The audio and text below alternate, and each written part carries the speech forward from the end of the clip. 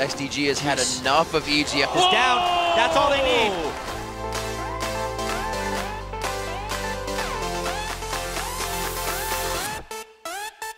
Flashing over the wall, there's the death blow to Shifter. Grab it. Nice! Another fantastic, decisive win by TSM. 30 minutes in, Darius just eating 2 turrets for breakfast. Hard heads on, oh, they go in! The flash timbers! The equalizer is sitting on the entire team, but Cloud9 is shredding! Cloud9 was hungry coming off of last week's loss. They get the win over Curse. Oh, he gets it with the rocket! That's how we do it. Oh, baby! Wow. They're in the base at 21 minutes and shredding CLG. They ask, would the streak continue for Dig? They are going to be able to continue it on, enjoying the victory.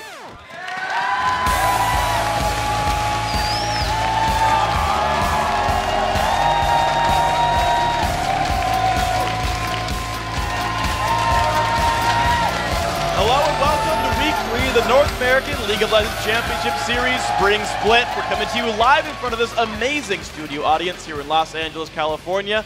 I am David Freak Turley, and with me is Sam Kobe Hartman-Kensler. First off, we'd like to wish our players and fans who celebrate Lunar New Year all the best in the upcoming year. Yeah, we do have some very nice, incredible Warring Kingdoms skins on the pillars behind us today. It's pretty awesome. I love our artists here. And of course, today we kick off the Lunar New Year and another action-packed weekend with the North American LCS with 4 huge games. So we're going to start with first place TSM facing off against an XGG team that hasn't won since their season opener. And that is going to be followed by a great matchup in the mid when Shifter and Coast take on High and Cloud9. Then it's going to be Curse versus Counter Logic Gaming in a rematch of one of the wildest games we've seen this spring. And finally, Cloud9 heads back to the Rift for their second game of the day, this time taking on Crepo and Evil Geniuses. But before all that, my new favorite hashtag is LCS Big Plays. We saw a great week of action in the European LCS, and the fans have tweeted. Here are the LCS Big Plays from Friday. This first one comes from Super Hot Crew versus Copenhagen Wolves. Wonderman13 tweets, Yasuo's last breath, please. Annie's 5-man Timber Stun set that whole fight up. Here's LCS Big Play number 2. Briefly, because the inhibitor turrets has spawned in the top, so the inhibitor did, but that's the bottom inhibitor going down. Flash Timbers coming out from Unlimited, catches 5 members of Super Hard Crew. They're dropping like flies. Countdown finally starts to get himself 1, gets himself 2, jumps around. Moops is going to get caught. That was only a 4-man Tibbers, by the way, and Yasuo set up his own knock-up there, so we don't really need Annie. Yasuonage. The biggest play, though, came from that epic battle between Gambit and Fnatic. JJ Ramsey112 says, holy crap, Genja, that cross-map super mega death rocket onto Peke. And great work by the cameraman as well. Here's the number 1 LCS big play from EU LCS. They're using everything. He's got Peke, gets caught out. Is he going to be able to dodge the death mark? He's timed it right. But Diamond comes across the side there. And, well, they didn't finish it off. I'm quite surprised. Well done by Peke, though. Oh, the rocket. Super mega death rocket going through. Wow, across the map. That's a pretty incredible shot. Dave Mustaine himself would be proud of that super mega death rocket. Guys, remember to send your highlights from today's matches to @LOL Esports and use the hashtag LCS Big Plays. And if you do hit us up, we'll not only show the biggest plays, but we might call you out on our tweet on tomorrow's broadcast. Now let's take a look at how Europe's biggest plays affected the standings. Gambit handed Fnatic its first loss of the season in an epic match, and now these two teams are 1 and 2 in the standings. And it was a really strong week for SK. They climb all the way up to 4th place with their wins over Alliance and Rokat.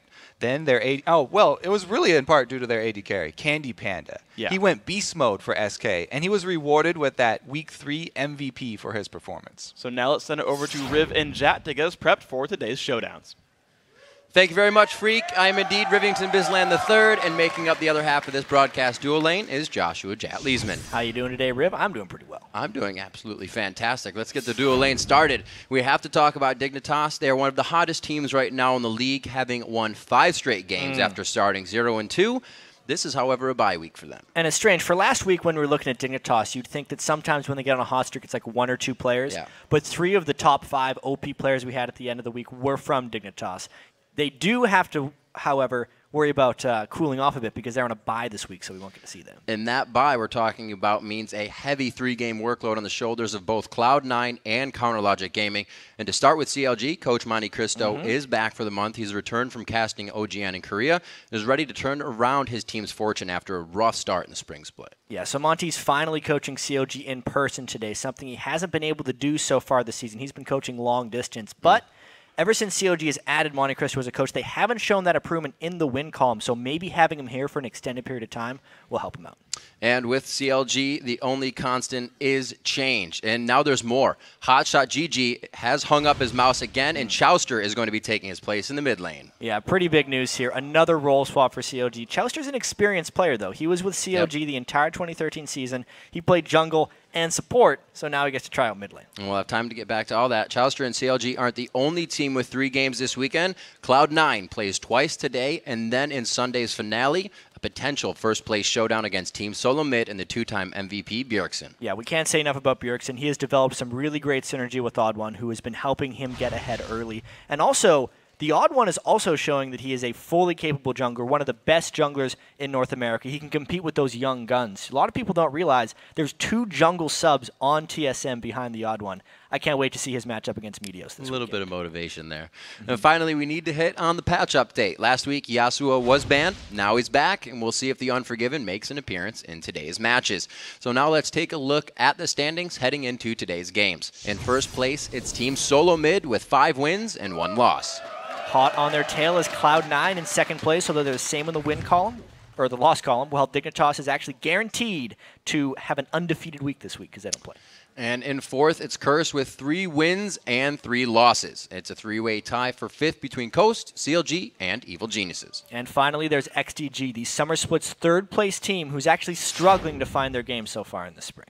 Yeah, now, Jet, let's take a closer look at some of the players who will be vital to their team's chances of winning today. We were just talking about XGG. ManCloud is so vital in their success. He led the LCS in kills during the Summer Split, set a record even, but now he's actually top deaths in the LCS and is only averaging 1.8 kills a game. He needs to step up. Yeah, absolutely. I'm also interested in seeing how Pole Belter fares. He had a great game for Evil Geniuses against XDG Sunday, and he should be looking to build on that. Yeah, and building on that as well for Evil Geniuses wants to be Yellow Pete. He's played 5 different 80 carry champions so far, Urgot being the most recent, and that was successful, but his team said he still wasn't playing it that well, so he has to keep those unconventional picks and keep his enemy off kill. Absolutely. Benny also has been one of the consistent players for XDG so far. He's held down his own in the top lane and will have an important matchup today against Dyrus. Yeah, Benny is so consistent, and Yen is also a fairly consistent seeming top laner, but he also doesn't make many miraculous plays. So much of CLG is talking about Doublelift and Aphromoo and all their role swaps. Right.